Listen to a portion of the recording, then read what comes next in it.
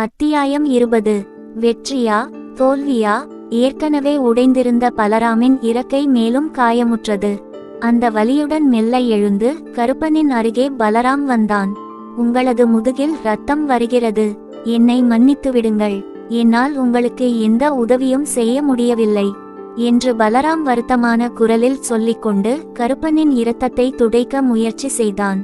வேண்டாம், அதை தொடாதே என்று கூறி தன் நாவால் அதை நக்கி சுத்தம் செய்தான் கருப்பன். சுத்தம் செய்துவிட்டு மெல்ல எழ முயற்சி செய்த கருப்பன் மீண்டும் பொத்தென்று கீழே விழுந்தான். ஐயோ என்று பலராம் பதறும் நேரம் அவனது பற்கள் என் முதுகில் ஆழமாக இறங்கிவிட்டன என்று நினைக்கிறேன் என்று கருப்பன் கூறினான். அந்நேரம் இதோ கருப்பு நிற இருசக்கர வாகனத்தின் வடிவில் அட்லஸிற்கான நேரம் வந்துவிட்டது என்று செவலை எச்சரிக்கை ஒலியை எழுப்பினான். இத்தனை நேரம் தன் காயத்தை பார்த்து கொண்டிருந்த கருப்பன் போட்டி நடக்கும் இடத்தை சட்டென்று திரும்பி பார்த்தான். அங்கே எதற்காக பார்க்கிறீர்கள்? எப்படியும் அட்லஸ் ஏமாற்றி போட்டியில் வென்று வருவான். அந்த போட்டியை பார்க்காமலேயே இருக்கலாம் என்று பலராம் கூறினான். பலராம் கூறியது போலவே மெதுவாக வரும் இருசக்கர வாகனம் ஒன்று அட்லஸ்காக நியமிக்கப்பட்டது. இப்படி ஒரு வண்டியை தேர்ந்தெடுப்பதற்கு எதற்காக வாகனத்தை அவர்கள் தேர்ந்தெடுக்க வேண்டுமா? மாறாக எதுவும் இல்லாத சாலையில் அந்த பக்கம் சென்று இந்த பக்கம் வா என்று சொல்லிவிடலாமே என்று கோபத்தில் பலராம் கூறினான். வெறும் வார்த்தைகளால் இவர்களிடம் பேசி எந்தவித பலனும் இல்லை. சொல்லப்போனால் அவ்வாறு பேசுவது நமக்குத்தான் ஆபத்து. அவர்களுக்கு பாடம் புகட்ட வேண்டும் என்றால் உன் நண்பனால் மட்டும்தான் முடியும். ஆரம்பத்தில் உன் நண்பன் மீது எனக்கு நம்பிக்கை இல்லை என்றாலும் அவனது வேகத்தை பார்த்த பிறகு எனக்கு அவன் மீது நம்பிக்கை வந்துவிட்டது. அட்லஸ் மட்டுமல்ல, எவர் நினைத்தாலும் உன் நண்பனை ஏமாற்றி வெல்ல முடியாது என்று கருப்பன் சொல்லிக் கொண்டிருக்கும் நேரம், ஆஹா அற்புதம், அட்லஸ் இரண்டாவது சுற்றிலும் வெற்றிக்கனியை பறித்துவிட்டார் என்று பைரவனின் வார்த்தைகள் இவர்கள் காதில் விழுந்தன. வெற்றிக்கனியை பறித்துவிட்டான் என்று சொல்ல வேண்டாம், நீங்களே கொடுத்து விட்டீர்கள் என்று சொல்லுங்கள். மறைமுகமாக ஏமாற்றி வென்றாலும் சரி என்று விட்டுவிடலாம். இவ்வாறு அனைவருக்கும் தெரியும்படி இவன் ஏமாற்றுகிறானே. என் நண்பன் இப்போட்டியில் வெற்றி பெற்று இவர்களுக்கு நல்ல பாடம் புகட்டுவான் என்று பலராம் கூறினான்.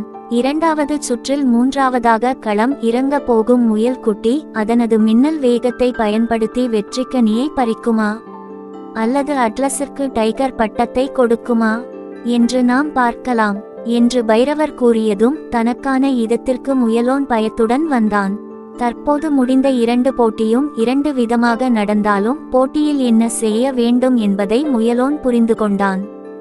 சற்று தூரத்தில் இருக்கும் செவலை எச்சரிக்கை ஒலியை கொடுத்ததும் அங்கே இருந்து வேகமாக ஒரு இருசக்கர வாகனம் வரும். அந்த வாகனம் மின்கம்பத்தை தாண்டியதும் நான் வேகமாக சாலையை கடக்க வேண்டும். சாலையை கடந்த வேகத்தில் மீண்டும் இந்த புறம் வர வேண்டும் என்று தனக்குத்தானே சொல்லிக்கொண்டான் முயலோன். முயலோனின் மனதில் இந்த போட்டியால் என்ன நடக்குமோ, போட்டிக்கு பின் தனது நிலை எவ்வாறு இருக்குமோ, போட்டியில் வென்றுவிட்டால் இவர்கள் எவ்வாறு தன்னை நினைப்பார்கள், தோற்றுவிட்டால் எவ்வாறு நினைப்பார்கள் என்ற எண்ணங்கள் தான் ஓடிக்கொண்டிருந்தன. மாறாக போட்டியில் மரணித்து விடுவோமோ அல்லது இருசக்கர வாகனத்தில் அடிபட்டு விடுவோமோ என்ற பயம் துளி கூட இல்லை. எழ முடியாமல் தான் நின்று கொண்டிருந்த இடத்தில் அப்படியே படுத்துக்கொண்டு முயலோனை கருப்பன் பார்த்து கொண்டிருந்தான். அவன் அருகே நின்ற பலராமும் முயலோனையே பார்த்து கொண்டிருந்தான். அவர்கள் இருவரது காதிலும் டுப்பு டுப்பு வண்டியின் சத்தம் விழுந்தது. அது டுப்பு டுப்பு வண்டிதான் என்று அவர்கள் நினைக்கும் நேரம் இதோ அந்த முயல் குட்டிக்காக ஒரு டுப்பு டுப்பு வண்டி வருகிறது என்று செவலை கூறினான். டுப்பு டுப்பு வாகனமா? அப்படி என்றால் என்ன? அடடா, காட்டில் இருந்து இந்த நகரத்திற்கு வந்து இவ்வாறு நான் கஷ்டப்பட வேண்டியிருக்கிறதே என்று முயலோன் மனதிற்குள் நினைத்தான். அவ்வாறு அவன் நினைத்து கொண்டு வாகனம் வரும் திசையை பார்க்கும் நேரம் டுப்பு டுப்பு வண்டி ஒன்றும் அதன் பின்னால் அடுத்தடுத்து 2-4 சக்கர வாகனங்களும் வந்து கொண்டிருந்தன. இதை பார்த்ததும் இதில் எது டுப்பு டுப்பு வண்டி என்று தெரியவில்லையே. இந்த போட்டி இருசக்கர வாகனத்தை மையமாக கொண்டு நடத்தப்படுவது. அப்படியானால் கண்டிப்பாக முதலாவது வரும் அந்த வண்டிதான் டுப்பு டுப்பு வண்டியாக இருக்க வேண்டும் என்று மனதிற்குள் நினைத்துவிட்டு சாலையை கடக்க முயலோன் தயாராகினான். அதே நேரம் டுப்பு டுப்பு வண்டி மற்றும் அதன் பின்னால் வரும் 2-4 சக்கர வாகனங்களையும் பார்த்த பலராம், என் நண்பன் போட்டியில் வென்றுவிட்டான் என்றால் அவர்களது தலையெழுத்து மாறிவிடும். அதனால்தான் இவ்வாறு போட்டியில் வெற்றி பெற முடியாத சூழ்நிலையை என் நண்பனுக்கு அவர்கள் உருவாக்கி கொடுக்கிறார்கள். இந்த போட்டியில் வெற்றி பெற்றாலும் சரி, வெற்றி பெறவில்லை என்றாலும் சரி, அவர்களை நான் என்ன செய்கிறேன் பாருங்கள் என்று கடும் கோபம் அடைந்தான். டுப்பு டுப்பு வாகனம் மின்கம்பத்தின் அருகே வந்ததும் வேகமாக ஓடி சாலையை கடந்து மீண்டும் இந்த பக்கம் வருவதற்காக முயலோன் ஓடத் தொடங்கிவிட்டான். மைலோன், இப்பொழுதே ஓடாதே, அந்த இருசக்கர வாகனம் உன்னை கடந்த பிறகு சாலையை கடந்து செல். இப்பொழுதே நீ அந்த பக்கம் செல்லக்கூடாது என்று பலராம் சொல்லி முடிப்பதற்குள் முயலோன் அந்த பக்கம் சென்றுவிட்டான். ஆனாலும் அவனது காதுகளில் பலராம் கூறியது நன்றாக விழுந்தது. ஆகையால் அந்த பக்கம் சென்ற வேகத்தில் மீண்டும் இந்த பக்கம் வந்தான். ஆம், இப்போதும் அவன் அந்த டுப்பு டுப்பு வாகனம் வருவதற்கு முன்பாகவே சாலையை கடந்துவிட்டான். ஆனால் மரணத்தின் விளிம்பை அவன் தொட்டுவிட்டு வந்தது போல் இந்த முறை அவனுக்கு அந்த நிகழ்வு இருந்தது. ஆம், ஒரு இமைப்பொழுதிற்கும் குறைவான காலப்பகுதியில் அவன் அந்த வாகனத்தில் அடிபடாமல் தப்பித்தான். இதனால் பயமடைந்த பலராம் மீண்டும் சாலையை கடக்க வேண்டாம் என்று நினைத்துவிட்டு அதே இடத்தில் நின்றுவிட்டான். இதற்கு இன்னொரு காரணம் என்னவென்றால், டுப்பு டுப்பு வாகனத்தின் பின்னால் வந்த 2-4 சக்கர வாகனங்கள் அதிவேகத்தில் வந்து கொண்டிருந்தன.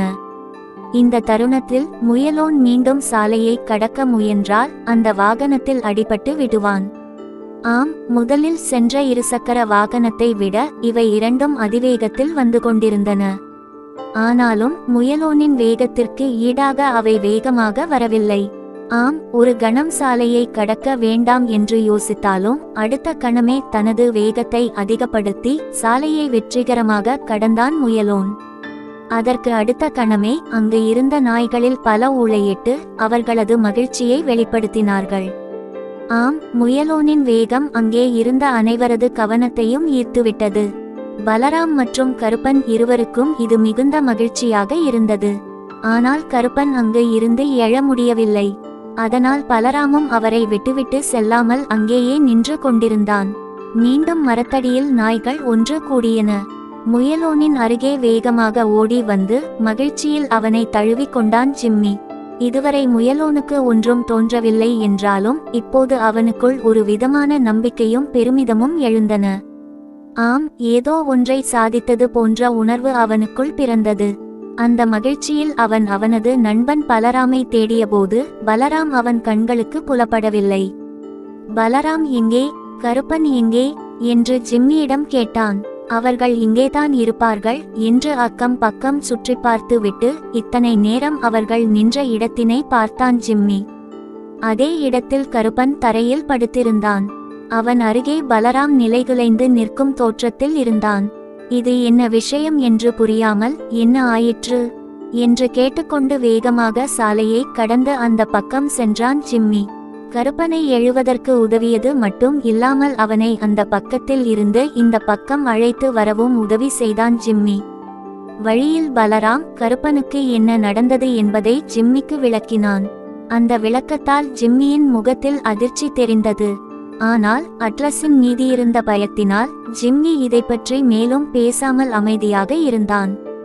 அத்துடன் ஜிம்மி அந்த பக்கம் சென்று கருப்பனை அழைத்து இந்த பக்கம் வருவதற்குள் மரத்தடியில் பெரிய கலவரமே நிகழ்ந்தது போலிருந்தது. ஆம், சில நாய்கள் முயலோனின் வெற்றியை நிராகரித்தன. முதல் முறையாக முயல் அந்த பக்கம் சென்று இந்த பக்கம் வந்ததுதான் கணக்கில் எடுத்து கொள்ளப்படும். இரண்டாவது முறை சென்றது கணக்கில் கொள்ளப்படாது. ஏனென்றால் ஒருவருக்கு ஒரே வாய்ப்பு தான் என்று சில நாய்கள் வாதிட்டன.